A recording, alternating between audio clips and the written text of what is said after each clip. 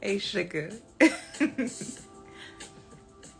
Happy Thursday. I hope you had an absolutely beautiful day today.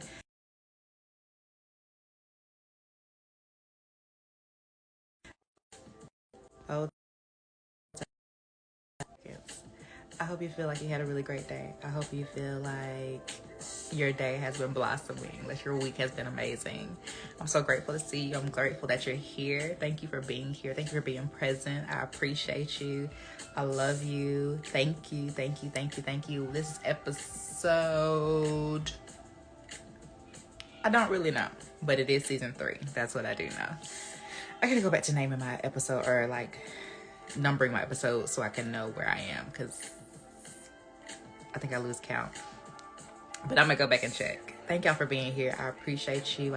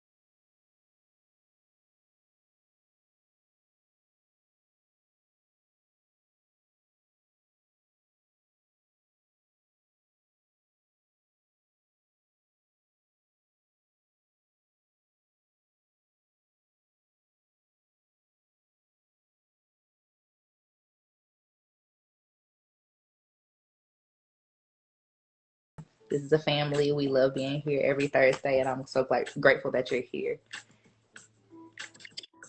Hi, sis. Hey How sis, are you? I am good. How are I'm doing you? pretty okay. Um, Okay. Welcome to Let's Talk Sugar. Thank you, darling. I'm excited to be on Let's Talk Sugar. Yeah, it was about time. It was like after, a couple of seasons, I'm like, I haven't had my sister out here. So I'm grateful that you're here, and it is this week. So it is Strength and Sisterhood, my very first event in Tallahassee for women, and So we are it's very, yeah, very, very excited, very, very excited. Um, and it will be on this Saturday, and we have about 60 women coming, and I am. I, I love it. I love it. And I am so super proud of you. So Thank super.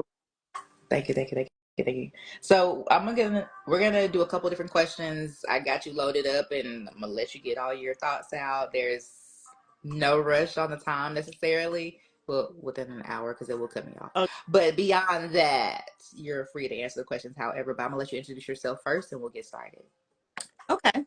Um, I am Tammy Carpenter, a life coach and consultant. I also am a podcast host that's merging into or transitioning into a show, hence the name Simply Tammy. When I'm hosting and interviewing, I use that name. I'm a sister, I'm an auntie. I love music, I love coffee, I love the beach, love God. Um, Minister, speaker, lover of life, and just want to see us all live the God ordained life, the abundant life that God ordained. So, um, any way that I can add to anyone doing that in any capacity, it gives me fuel. I love Is that. that Thank you, thank you. the intro? Yeah. That's good. That's good. That's good. So your first topic or question, and take your time. Define for us endurance. Hmm. Define endurance. So, um, the first words that come to mind when I think of how to define endurance is never giving up. Um, but I think at the core of endurance is a display of an outward display of inner strength. And oftentimes we meet things in life that had someone told us we had to go through it, we would have been like, no, I won't make it through that. But we then are able to see on the other side we had more than we thought we had. So I think if I had to say what endurance is to me, it's an outward display of inner strength that we didn't know we had. You're absolutely right in that. The things that we face in life is just like, I definitely didn't sign up for that. And it definitely was not on my bingo card for this year. So, like, why do we have to walk through this? What are we going to learn from this? I don't understand. Exactly. Um, and so you're right. If I would have known half the things that I face in my life in advance, I would have been like, well, guess I won't be doing that because absolutely not. Absolutely not. Yeah, absolutely. But they do push different things out of us, and there's a different part of us that God is trying to get out or trying to grow or increase the capacity for. And it's just like, okay, but we could just talk about us increasing capacity. We don't actually have to go through the exercise. I don't understand how we have to do that. Yeah. So. And I think too, when we think about endurance, endurance also speaks to longevity. So sometimes we've been in things longer than we've desired. So it's not just the initial strength. Is I think if I had to add another word to it, it would be the courage to keep going.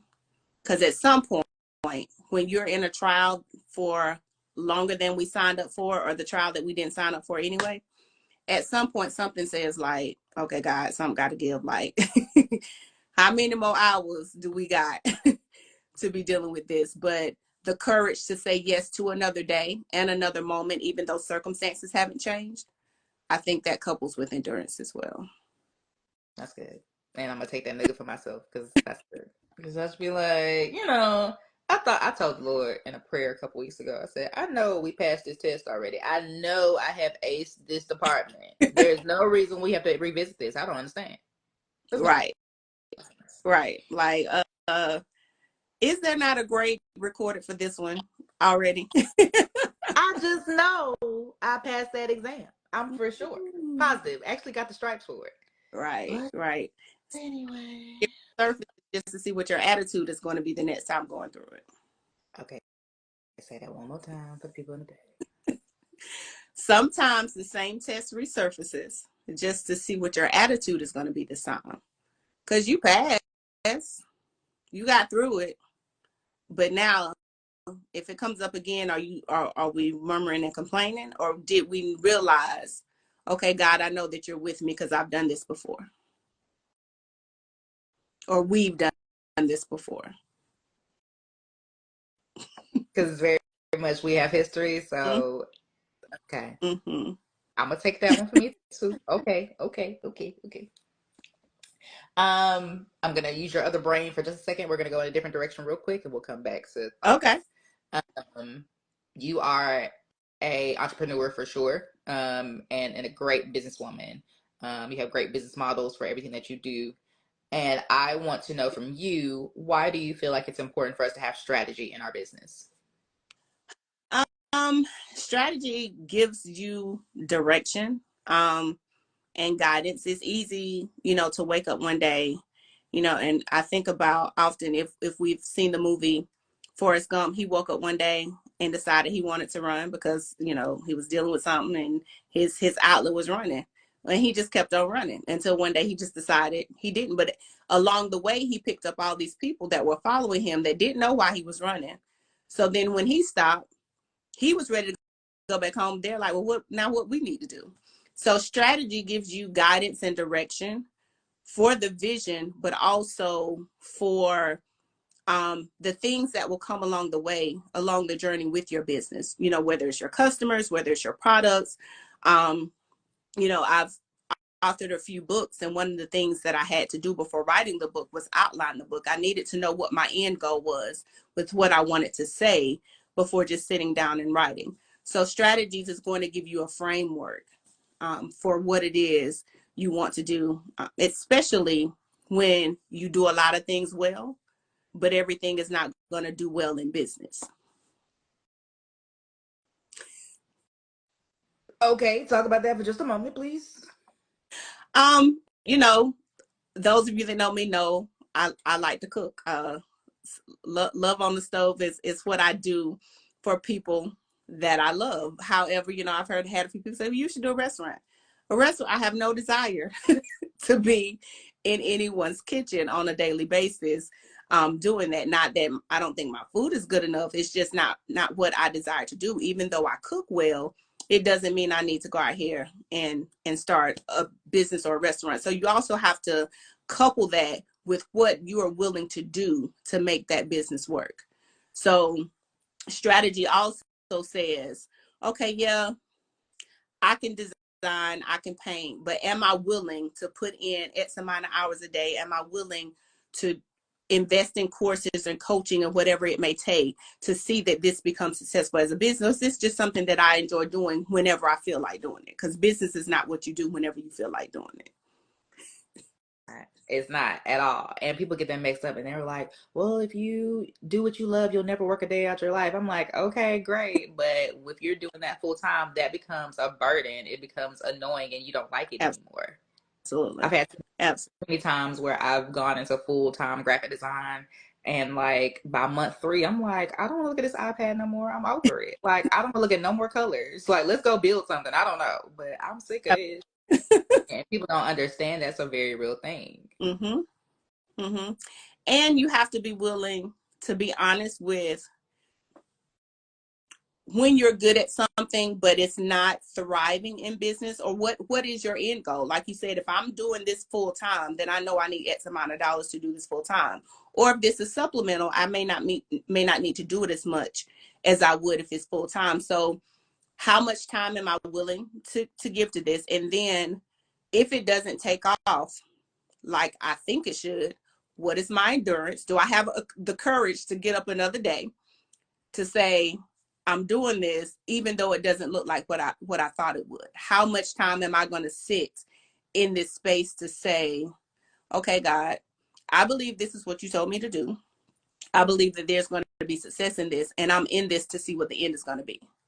So that's good. That's really good. Okay. All right. I just had to have you drop business nuggets real quick before we go back to the other thing, because they need to hear that.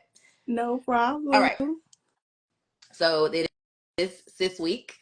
It is this week. And I want to talk about this for just a second. You are the kind of sister who can be present via phone, via text, but you also thrive in showing your love with gifts and with notes and like random love letters and just because items and showing up physically at any moment just to say that I'm here.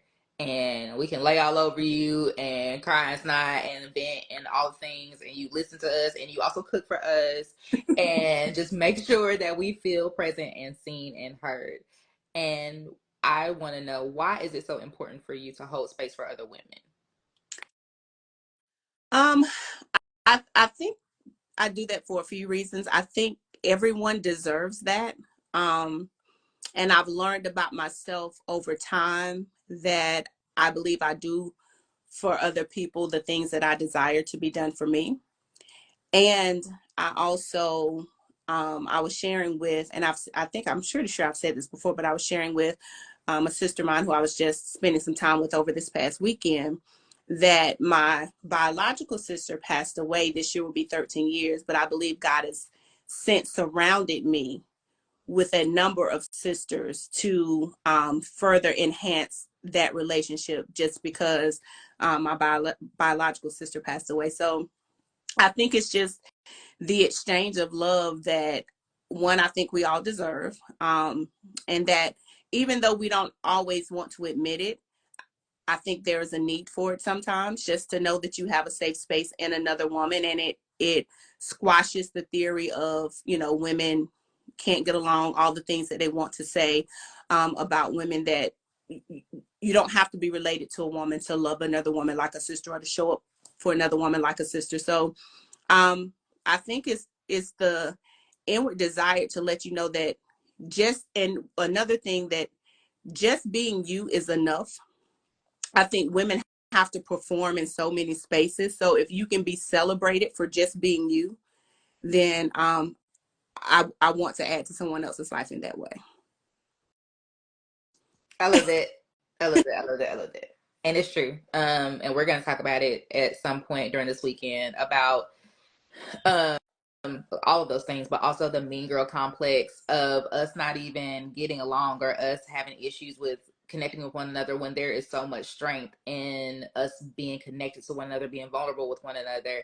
Mm-hmm. And you have to fully understand that this woman that God may have sent to be a part of your village is not the other women who may have backstabbed you, who may have gossiped about you, who may have been these other conniving, unhealed women. Like there are women that are actually for you and that actually want to pour into you and that are safe.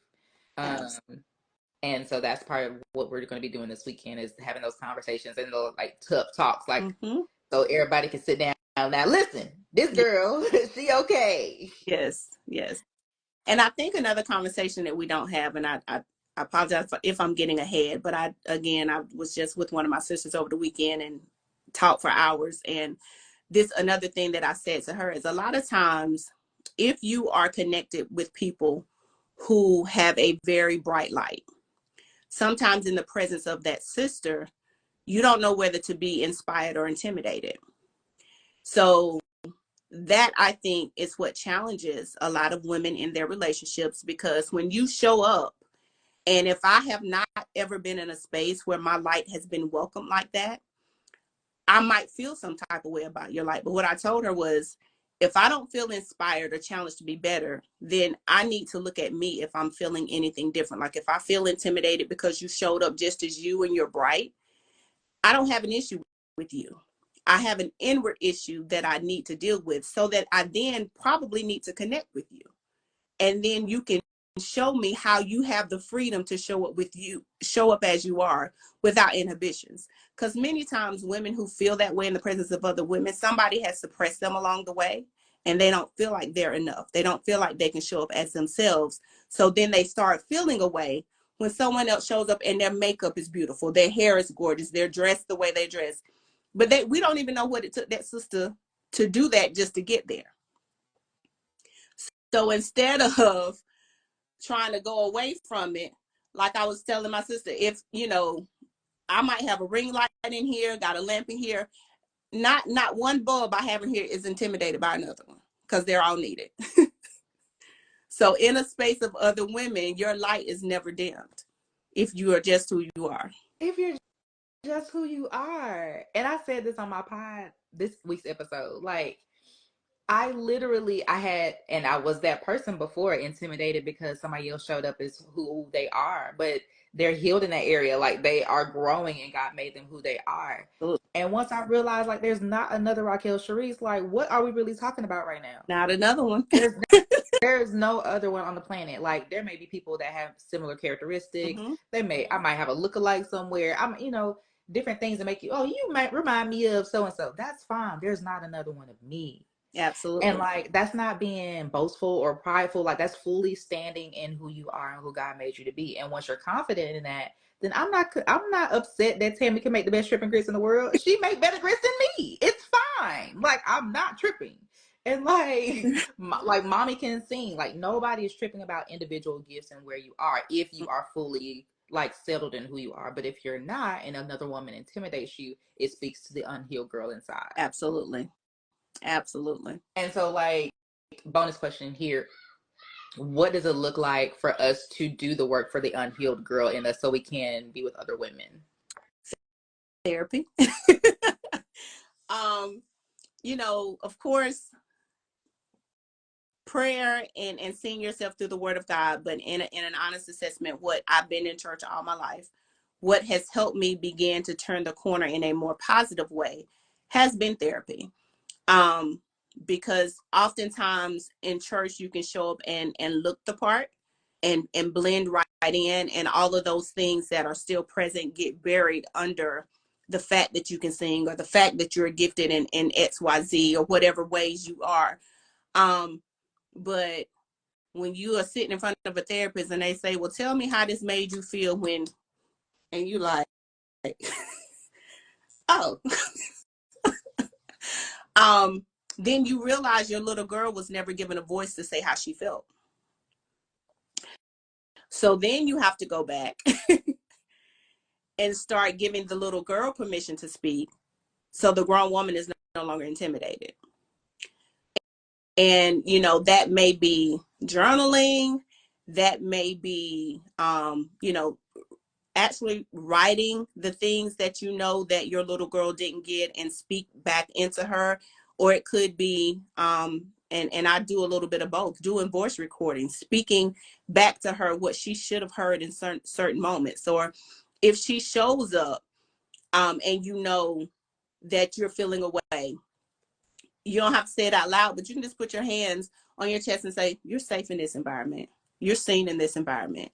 So it is the constant nurturing of who you are, so that who God intended for you to be. Because really what happens is, for many of us, at some point in our childhood, the enemy tried to suppress who God intended for us to be. So then that's all of these things that start showing up in these spaces when we're now trying to flourish.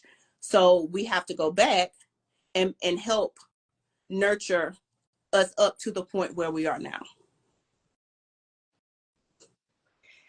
That's such a real thing. Like having to, because people be like, well, I'm grown now, I'm over it. I'm like, no, there's a part of you, like 13-year-old, 8-year-old, 15-year-old needs to go and speak back to that person. Like, tell them it's Yeah. okay. And I've had moments, I've had full on moments, truly. And I thought I was crazy. I really did, until I learned better. Like, this was really okay for me to be in environments with like really big rooms or really big personalities and really big, like, just, and not, maybe not knowing anybody, or maybe not feeling quote unquote safe just because it's a new environment, and having to like go in the corner really quickly. Racquel, do you feel danger, or are you just like nervous and intimidated right now? Right. And have to take that very quick assessment. And if I don't feel danger, it's like, okay, well then show up, like you're okay. Mm-hmm. And but having that realistic conversation with yourself, because you're just like, I don't know how they're gonna take me, I don't know what they're gonna do with me. But it's just like, that's not 31, that's 9. Like, you're okay, you're okay. But that's a very real thing.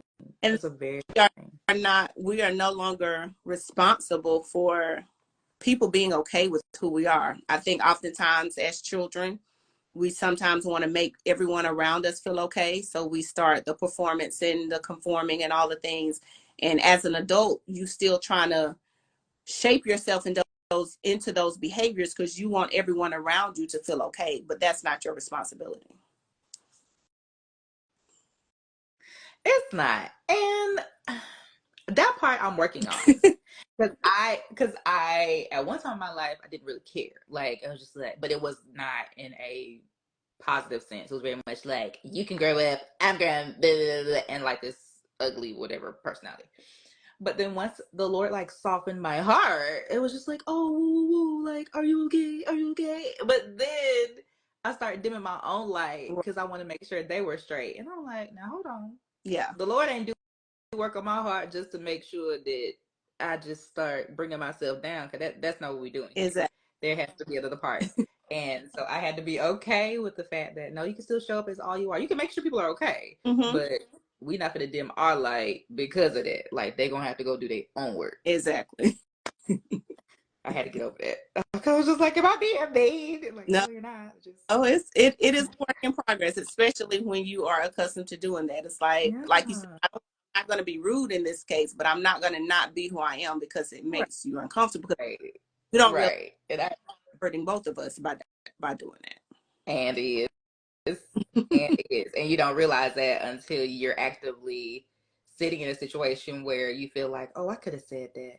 Maybe I should have done this differently. Oh, and then you're second guessing everything because you did not fully operate as you were supposed to.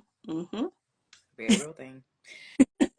Okay, so, and we walked right into our next question. Look at the Lord. Okay. So if current Tammy, and I ain't gonna say how old you are, but I'm just gonna tell y'all that she don't look okay. So if current Tammy could talk to 17-year-old Tammy, what would she say?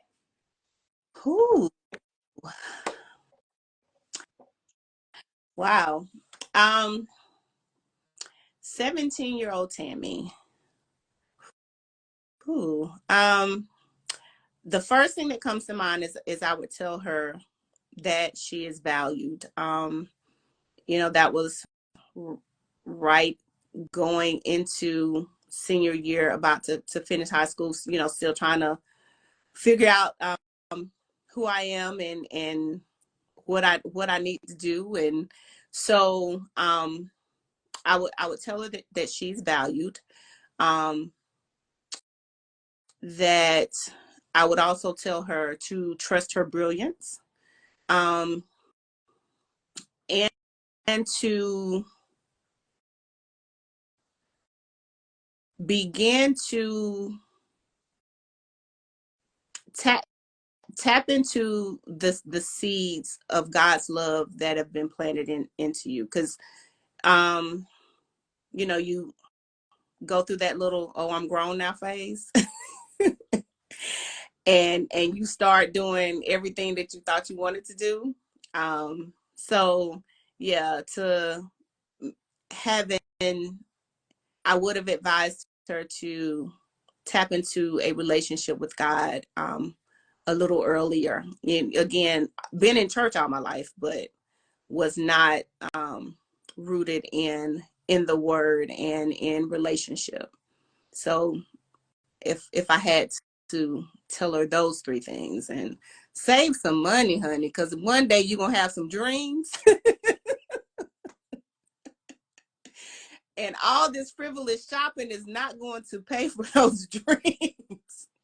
So start saving your money, because there will come a time when you're going to want something other than clothes and shoes and whatever else. You're going to want to invest in yourself. So yes, save some money, because you are worth investing in, and you would need to do that one day. Yeah, let's take that to the top of the list. Take that to the top of the list, because respectfully, I Yeah. think about the money that I have spent in the last 15 years of my life. I'm like, Been sis, working since you was 16, just for what? For clothes? Stop playing. girl. And for me, since I was 20, but still, that's 11 years. I'm like, sister Right. girl, we could have been maxing and relaxing by now. Right. You heard? But Right. just had to have it. And all these dresses that's either in the trash or at the Goodwill, baby. Like, you're not even wearing the stuff you bought. And something else that I will tell her, and a lot of things that she went through didn't necessarily happen at the time, but family won't be here always. So invest your time wisely. Because a lot of times at that age, you're paving your own way, and you're forming new relationships, and your vision can become skewed, and you put people in places where family should be, and then you look up and you become a 31-year-old whose mother is no longer here. So yeah, so I would tell 17-year-old Tammy that as well. Honey, if 17-year-old Racquel knew that she would only have her nana for 3 more years, Right. You would have, probably would have called a little bit yeah, more often. you would have camped out at her feet. Would have camped out. Would have spent a little bit more time. Would have took some couple more pictures, because I just had 3 years after. Like, that was it. And who knew? Because you're young. You're living your life. You got your friends. The old folks always gonna be there. They just on your nose, baby. Hollering, screaming after 3 years later. You're Yeah. so right. And I wish people, and not just that specifically, I wish young people would get it, but I wish the people who are our age and still have these people in their life would also take, because like, that is a blessing. Mm-hmm. Like, I have one grandparent left. Mm-hmm. All of them are gone. And it's just like, y'all got y'all's like 15 minutes away and you ain't go see her. You ain't feed her today. If you don't, Right. You complaining about taking her to the grocery store? baby, Yeah. if Yeah. I could take Rudy to KFC right now, baby, I'd be in the car. Y'all take stuff for granted, but when you're young, you're right. You don't think about things like that. At all. But At I all. asked you that specifically this past weekend. I was with Mommy and Chelsea and Cheryl, and we were having these conversations about, like, would you talk to your younger self, and just reflecting on how life passes us by. Like, I didn't expect to be going into my 32nd year of life. I was just like, I still feel 22. Like, and that's in my body, not in my mind. But like, still feel like a decade ago. But my life is and time is winding up, but my life is just running. And so there are things I want to talk to 25 and 24-year-old Racquel about. I'm just like, we got so much work to do, Sugga. We need to go talk to somebody. But Yeah. Yeah. you just don't realize how much time has passed in those seasons. So what you said was absolutely beautiful. Money, spend time, and allowing God's love to be present and earlier was really, really great. And I was always the person that was like, sometime in my 30s, I'm gonna give my life to Jesus. And I was like, you said that, and look at you at 31. Looking crazy. Looking crazy. Because you just said your whole life. Yeah. I wish, I tell people, I tell Sky and anybody else that is like, go on, just submit to Jesus earlier. It'll make your life so much easier because you ain't got to repent for so much in your 20s if you just go ahead and give them now. All I'm saying. Yep. And learning to embrace the relationship with God and not the religious practices. Because, growing up in church, you can do church well at the drop of a dime. But teaching the teenage you to embrace a relationship. And it's not uncool to do. The same. Absolutely. Yeah. Of course, people get shamed for it. It's like, oh, you one of them Jesus freaks. Are you a Christian? I'm like, baby, I'd rather be different and weird and safe than out here with y'all. I don't like to be hot. That's all I say about that. All right. So those are your main questions, but we have one last question. Okay. And this is my signature question for all of my guests, and it's based on my life quote, "It'll all make sense." So is there a moment in your life that you're willing to share that you were walking through, didn't understand it, didn't like it, but looking back, you fully understand why it happened that way?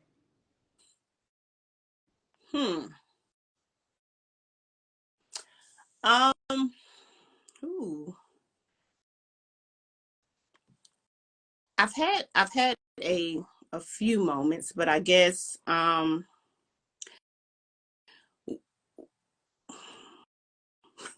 it's like you hate to keep sharing the same moment, but it really was pivotal for me. Many people that know me know this, but it really set the precedence for not only that moment, for a lot of how I have known God to move in my life since then. It's the catalyst for life speed. So I went through a painful situation. Was living in another city. It was around the ministry and church I had been in for a while. As a result of the painful situation, I ended up moving back home. And to be honest with you, I had been in that place for 10 years. So from a young adult woman up until now, I'm in my 30s. And my entire identity was wrapped up in this organization, in the leaders. So I literally was at a place where I asked God, well, who am I now? Because who am I apart from this? So unbeknownst to me, moved back home. 10 months later, my sister passes away. So literally at this point, I'm like, okay, God. So I have just fallen off your radar. You don't want to tell me, but I can't be on your radar because my mom is gone, that the relationship with the former ministry is gone, and now my sister's gone. So why am I still here? Like, what is this about? I have to have fallen off your radar.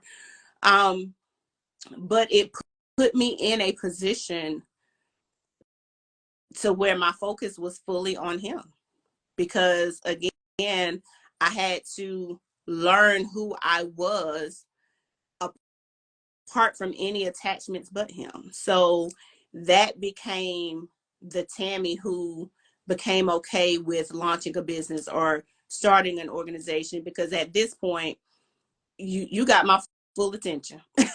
If you got me still here, there has to be a purpose for that. But what that has also allowed me to do is, not only in that moment, but moments beyond there, I see how I believe he begins to shift things around to get me where I needed to be. from that moment, getting me home, because I was able, for the last 10 months of my sister's life, I lived with her. So to be where I needed to be for that moment, and moments beyond there, I have countless times where I'm in a random place and, run into somebody that he's connected me with for life. So it's just, he shows me, if you pay attention to who I am in your life, and if you believe that I am with you in all things, that I'm really working with you in all things. So, it don't always feel good when you're in it. It doesn't always feel good when you approach it. But, I think the biggest thing that he taught me from that is, if I was with you through that, why don't you trust that I'm with you in this? Because if I haven't changed, if I'm the same, and if I did that without your input and your help, because sometimes we feel like we want to give God some cliff notes or some whatever, spark notes, whatever the notes, quick notes are called now that they use on how things should happen, because we know but to be able to recline and trust is what that situation has done for me, and or did for me. And it helps me see, even when I'm in spaces where, I approach spaces now and life don't look like it did last year, but God will ask me, but are you taken care of today? You're trying to worry about what's going to happen 6 months from now. Are you covered today? Is everything you need provided for you today? And when you don't have a no, then you just be like, okay, God, you got it. What I tell you, and all of that, yes, absolutely. Preach, woman of God. But that, did I provide for you today, has become my lifeline. Mm-hmm. Since moving to Tallahassee specifically, like, Mm-hmm. I've always been a planner, like 6 months down the line, 8 months down the line, thinking about dates and things that we need to go ahead and focus on then. And the Lord had to take me day by day. And part of the reason why I have my grateful list now that I do every single day, Mm-hmm. like, what did I do for you today? And case in point, with this event, y'all know I didn't charge for this event, and I charge for all my events. So I said, okay, so who gonna pay for it? And when I say like clockwork, people have just been sewing. And even yesterday, I think yesterday, I had to place the food order. And they were saying that I don't have to pay for it till we get there on Saturday. But I was like, okay, cool, I'll go ahead and place it. One of my assistants were like, let's place it now just to get it out the way. Mm-hmm. So we placed it. I said, okay, well, Lord, I need X amount by Saturday. And when I say by the time I woke up this morning, By the time you woke up this morning, I said, okay. And I just chatted to her. She was like, yeah, he gonna provide every time. I yes. was like, okay. I can't think about 6 months from now. I can't think about next week. He gonna provide everything I need right now. Just he knows before I know. Okay. And sitting in that, when you are used to being a control freak or overthinker or Yeah.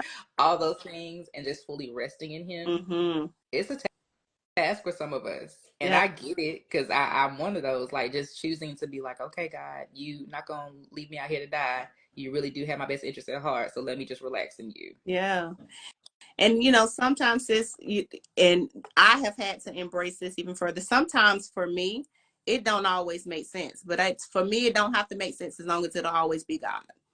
So when it don't always make sense, I need it to always be God. Because there are some things that have happened that I still don't know why. I don't have any rational reason. My mind cannot comprehend. My heart is not okay with the fact that it happened. But because God allowed it, and because he kept me through it, when it don't all make sense, it still needs to all be God. I would just take that nigga for me. Because it's still a couple things. I'm like, Right. now. And there will be. And that's where the the reclining in him, trusting in him, and a word that I've, embraced for this year, abiding in him. Mhm. He doesn't get up and have to explain to me every day how the sun is out and it might be 30 something degrees. I don't need to know that. I know the sun is out. I get daylight from the sun, and I can get some heat to keep me warm at 30 something degrees. So if I'm not his checks and balances, everything that's happening does not have to make sense to me, but I have to stay in him to be covered through all this happening. And you do, because there are things about life that he's just not gonna give you the answer for. Mm-mm. We just not gonna settle. Right. He'll give you peace about it and like give you comfort to walk through Mm-hmm. them. But there's some things he's just not gonna get. He's not gonna answer. No, And some questions that you really do have, and until you get to the throne, you probably ain't gonna understand. exactly. Jot that on your sticky note for heaven. Like, Lord, if we can have a Q&A in heaven, I want you to tell me why this. Brother man, I got a couple of questions here. Because I just need to know why that specifically had to happen that way. Mm-hmm. I just Mm-hmm. feel like we could have gone another route, but you all Right. know. However. Right. However. Yes. But he is all wise and all knowing, and you're so correct with all those things. Those are your questions, but do you have anything that you want to share outside of that, just on your heart? I don't think so. I will say if there are any women that are on here that will be in your space on Saturday, to trust the process, to come open, to come ready to receive. Don't believe the lie that you may even heard, or that your internal voice may even be trying to tell you that you don't need sisterhood, because it is a necessity. And I've, even had conversations with a few of my friends lately, asking them, what is it that you need in friendship? Because sometimes we show up in spaces and we attach, and or we show up to receive, or we show up as a giver, but you don't really know, what is it that I need? Do I need someone to call and check in on me during certain times? Do I need someone to hang out with? Acknowledge what you need in those spaces, and then when you show up in those spaces, you know why you're there. That way, that whole intimidation, she's brighter than me, she does, all of that can be squashed, because everybody's coming there to serve the purpose of why they're there. So to come open and expect. Yeah, for sure. And I've never heard the question, what do I need from this relationship? And that's a very real question. Mm-hmm. Yeah, I've asked a few of my friends, and they were like, I think they were like, oh wow, nobody's ever asked me that. Because many times, I try to ask myself the questions that I ask other people, because y'all know I keep questions in my arsenal. But yeah, many times we don't sit with ourselves enough to realize, when I think about my friendship with such and such, or my sisterhood, what is it that I need from that friendship, or what do I need from that sisterhood? And no one person will be all things. So it's okay that you have multiple sisters and or multiple friends, but be honest because then it takes the pressure off of that person of trying to be something that they're not, or trying to do something that they cannot. And it does, because I had a conversation with somebody earlier this week, and they were asking me if I had like one best friend, and I was like, no. A couple of them, but like I have a village, I have my sisters. I said I've just stopped calling best friends. I just call them the girls now. Mm-hmm. The girls, that's who they are. But everybody serves a different area in my life. Now, if I put them all in a group chat together, they all gonna be on one accord. They're not ones that's like different in mind. They actually think all pretty much alike, but I have different things that I get from each one of them, Mm-hmm. and they poured into me differently. But I don't think I ever came to them and said what I needed, but the Lord just had a way of morphing it into, but I will have that in my brainchild going into further relationships. Mm-hmm. So I ask those kind of questions, because I think a lot of times we do put pressures on ourselves, especially in new relationships, to like be everything and give all of ourselves and like dive straight in, so we can show that we're present and we're not being distant. Mm-hmm. But that puts pressure on us when we have other obligations and other things, other connections that we're a part Mm-hmm. of. Mm-hmm. And then it squashes the the thing that hurts a lot of relationships is the unspoken expectations. I thought you would have done XYZ, but you never told me that that's something you desired or needed or wanted. And, you know, it's not just in romantic relationships that assumptions are made. Like, well, I thought you would have XYZ. No, it's done in friendships and sisterhood too, because you assume that a person would have responded the way that you did. So then why do you want to strip them of their individuality just because they're your friend or your sister? They're still a different person. So they will have different responses sometimes. Things we don't talk about. It's the things we don't talk about. We don't talk about. Yeah, I'm kind of starting to pop this weekend. We gonna see if they still like me afterwards. But praise the Lord, anyhow. But yeah, all the things, and that makes sense. I'm gonna keep that in my arsenal. Um, I appreciate you so much, Tammy. Thank you. And I'm honored that you're here. I'm honored that you are present for me, for others, and I cannot wait for the Lord just to overshadow you with the love that you so desire, and for us to get a chance to overshadow you. One day I'm gonna make grits as buttery as yours, and you're gonna be so proud, and it's gonna be amazing. I'm looking forward It's to gonna it. I'm looking. be good. It's gonna be good. But I love you. I love you. I love you. This is going to be available for replay. We're going to post it in just a second. So anybody can go back and watch and share. And you can share it on your platform as well. But if you are not already following Tammy, please follow the Life Speaks page or any of those pages. Not her personal page because that's her business. But the Life Speaks page will tag that one. And you can go follow her there and keep up with all the things that she has going on. But I love you, I sister girl. love you too, sis. And we'll talk soon, guys. All right. Thank you for having me. No problem.